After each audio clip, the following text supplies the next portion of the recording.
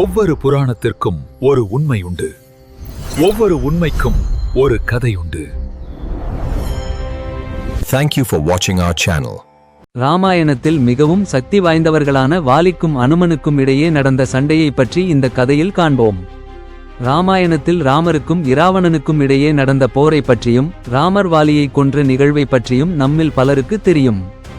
ஆனால் வாலி இராவணனுடனும் அனுமனுடனும் சண்டையிட்டது பலரும் அறியாத ஒன்று. ஒரு சிலருக்கு தெரிந்திருந்தாலும் அந்த சண்டை எதற்காக, எப்படி நடந்தது, அதன் முடிவு என்ன என்பது விளக்கமாக தெரியாது. வாருங்கள், வாலி மற்றும் அனுமனுக்கு இடையே நடந்த சண்டையை பற்றி விளக்கமாக பார்க்கலாம்.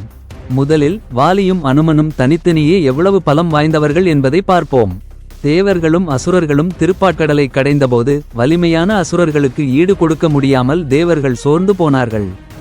இதை கண்ட வாலி தேவர்களுக்கு உதவி செய்ய எண்ணி அவர்களுக்கு ஓய்வளித்துவிட்டு அரக்கர்களுக்கு எதிராக தனியாளாக நின்று அசுரர்கள் சோர்ந்து போகும் வரை அமுதம் கடைந்தார்.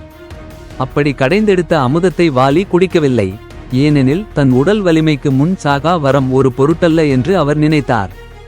இதனால் மகிழ்ந்த தேவர்கள் அமுதம் கடையும்போது தோன்றிய பேரழகியான தாரையை வாலிக்கு மனம் முடித்து வைத்தனர். ஒருமுறை துந்துபி என்ற வலிமையான அரக்கன் தன் பலத்தை நிரூபிக்க எண்ணி கடல் அரசனான சமுத்திரராஜனிடம் சண்டைக்கு அழைத்தான். சமுத்திரராஜனோ, உன்னுடன் போரிடும் அளவுக்கு நான் பலசாலி அல்ல, இமயமலை அரசன் ஹிமவானிடம் செல் என்றார். ஹிமவானும், நான் இப்போது அமைதியாக வாழ்கிறேன், என்னால் சண்டையிட முடியாது. வேண்டுமானால் தெற்கு திசையில் கிட்கிந்தையை ஆளும் வாலியிடம் முயற்சி செய் என்று கூறினார். அதை கேட்ட துந்துபி இரவு நேரத்தில் கிட்கிந்தைக்கு வந்து உறங்கிக் கொண்டிருந்த வாலியை சண்டைக்கு அழைத்தான். உறக்கம் கலைந்து வந்த வாலி, என்ன வேண்டும் என்று கேட்க, துந்துபி, உன்னுடன் சண்டையிட்டு ஜெயிக்க வந்தேன் என்றான். அதை கேட்ட வாலி ஒரே அடியில் துந்துபியின் தலையையும் உடலையும் வேறாக பிரித்தார். இதையறிந்த துந்துபியின் தம்பி மாயாவி வாலியை பழிவாங்க வந்தான். வாலியை நேருக்கு நேர் ஜெயிக்க முடியாது என்பதை உணர்ந்து ஒரு குகைக்குள் வரவழைத்து சண்டையிட்டான். பல நாட்கள் நடந்த அந்த சண்டையிலும் வாலியே வெற்றி பெற்றார். மேலும் வாலி தனக்கு இணையான பலம் பொருந்திய தன் சகோதரன் சுக்ரீவனுடன் 2 முறை சண்டையிட்டு வென்றிருக்கிறார். ஒருமுறை ராமர் வாலியின் மீது அம்பு எய்தபோது யாராலும் தடுக்க முடியாத அந்த அம்பு வாலியின் மார்பை பாதி துளைத்த நொடியில் வாலி அந்த அம்பை தன் கையால் பிடித்து நிறுத்தினார். இதைக் கண்டு ராமரே அதிர்ச்சி அடைந்தார். ராமனின் அம்பை தன் கையால் பிடித்த ஒரே நபர் வாலி மட்டுமே. குழந்தையாக இருந்தபோது அனுமன் சூரியனை ஒரு பழம் என நினைத்து அதை விழுங்க பறந்து சென்றார்.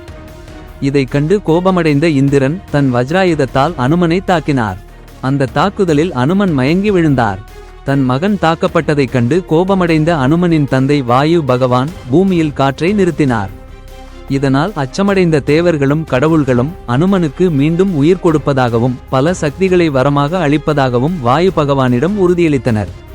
அதைத் தொடர்ந்து பிரம்மதேவன் அனுமனுக்கு சிரஞ்சீவி பட்டத்தை அளித்து நீண்ட ஆயுளுடன் வாழ வரம் கொடுத்தார். விஷ்ணுவோ, அனுமன் என் ராமாவதாரத்தின் பரம பக்தனாக இருப்பான், அவன் செய்யும் அனைத்தும் வெற்றியடையும் என்று வரம் தந்தார். சிவபெருமான் அனுமன் தலைசிறந்த மாவீரனாகவும் நோய்கள் தீண்டாதவனாகவும் வாழ்வான் என்றார். இந்திரன் வஜ்ராயுதத்தைப் போல் வலிமையான தேகத்துடன் எந்த ஆயுதத்தாலும் வீழ்த்த முடியாதவனாக இருப்பான் என்று வரம் கொடுத்தார். சூரிய பகவான் ஒளியின் வேகத்தில் செயல்படும் ஆற்றலையும் தனக்கு தெரிந்த அனைத்து கலைகளையும் வரமாக அளித்தார். இவை தவிர நினைத்தபோது அணுவைப் போல் சிறியதாகவும் மலையைப் போல் பெரியதாகவும் மாறும் சக்தி, காற்றைப் போல லேசாகவும் அசைக்க முடியாத அளவுக்கு கனமாகவும் மாறும் சக்தி, நினைத்ததை அடையும் ஆற்றல், இயற்கையை கட்டுப்படுத்தும் சக்தி என பல வரங்களை பெற்றார். இத்தனை சக்திகளை பெற்ற அனுமன் தன் குறும்புத்தனத்தால் காட்டில் உள்ள விலங்குகளை துன்புறுத்தினார். தவம் செய்யும் முனிவர்களின் தவத்தை கலைத்தார். இதனால் கோபமடைந்த ஒரு முனிவர், உனக்கு மகிழ்ச்சியை தரும் இந்த அனைத்து சக்திகளும் உன்னுடைய நினைவிலிருந்து இப்போதே மறைந்துவிடும். உன்னை முழுமையாக அறிந்த ஒருவர் நினைவூட்டினால் மட்டுமே உன்னால் அவற்றை திரும்ப பயன்படுத்த முடியும். அதுவரை நீ உன் சக்திகளை மறந்து மறதியில் இருப்பாய் என்று சாபமிட்டார். அந்த கணமே அனுமன் தன் சக்திகளை எல்லாம் மறந்து மிகவும் அமைதியானவராக மாறினார். பல வருடங்களுக்கு பிறகு தன் பலம் என்னவென்றே தெரியாமல் அனுமன் ஒரு காட்டில் தவம் செய்து கொண்டிருந்தார். அப்போது அந்த வழியே வந்த வாலி தனக்கு இணையான உடல் வலிமையுடன் கம்பீரமாக அமர்ந்திருந்த அனுமனை பார்த்தார். என் வனத்தில் இவன் யார் என்று எண்ணிய வாலி அனுமனுடன் மோதி அவனது பாதி பலத்தை பெற நினைத்தார். வாலி அனுமன் முன் சென்று, நடிப்பது போதும், எழுந்து வா, என்னுடன் சண்டையிடு என்றார். கண் விழித்த அனுமன் வாலியை வணங்கி, அரசே, நான் ஒரு சாதாரணமானவன். உங்களுடன் போரிடும் எண்ணம் எனக்கில்லை என்றார். ஆனால் வாலியோ, நான் முடிவு செய்துவிட்டேன், இது என் கட்டளை, என்னுடன் சண்டையிடு என்று கட்டாயப்படுத்தினார். வேறு வழியின்றி அனுமன் சண்டைக்கு தயாரானார். அப்போது பிரம்மதேவன் அனுமனின் சிந்தையில் தோன்றி, அனுமனே, உன்னுள் இருக்கும் சக்தியின் அளவில் 10% மட்டுமே பயன்படுத்தி வாலியுடன் சண்டையிடு. அப்போதுதான் உன் அரசர் வாலி உயிருடன் இருப்பார் என்று கூறினார். பிரம்மதேவன் சொன்னபடியே அனுமன் தன் சக்தியில் 10% மட்டுமே வெளிப்படுத்தி சண்டைக்கு நின்றார். வாலியின் வரத்தின்படி அனுமனின் பாதி சக்தி, அதாவது 5% சக்தி வாலியின் உடலுக்குள் சென்றது. அந்த சக்தியை பெற்றதும் வாலி தன் உடலில் ஒரு மிகப்பெரிய ஆற்றலை உணர்ந்து மகிழ்ந்தார். ஆனால் அடுத்த சில நொடிகளில் அந்த சக்தியின் அழுத்தத்தை தாங்க முடியாமல் நரம்புகள் வெடிப்பது போல் துடித்தார். அப்போது பிரம்மதேவன் வாலியின் சிந்தையில் தோன்றி, வாலி, நீ அனுமனின் 5% சக்தியை கூட தாங்க முடியவில்லை. அவன் எவ்வளவு பலம் வாய்ந்தவன் என்பதை புரிந்துகொள். இங்கிருந்து எவ்வளவு தூரம் ஓட முடியுமோ அவ்வளவு தூரம் ஓடி உன்னை காப்பாற்றிக்கொள் என்றார். அதை கேட்ட வாலி அனுமனை விட்டு வெகு தூரம் ஓடினார். தூரம் செல்ல செல்ல தன் உடலில் இருந்த சக்தியின் அழுத்தம் குறைவதை உணர்ந்தார். முழுமையாக அழுத்தம் குறைந்த பிறகு வாலி மீண்டும் அனுமனை சந்தித்து சண்டைக்கு அழைத்ததற்கு மன்னிப்பு கேட்டார். அனுமனும் அரசருக்கு எதிராக நிற்க நேர்ந்ததற்கு மன்னிப்பு கோரினார்.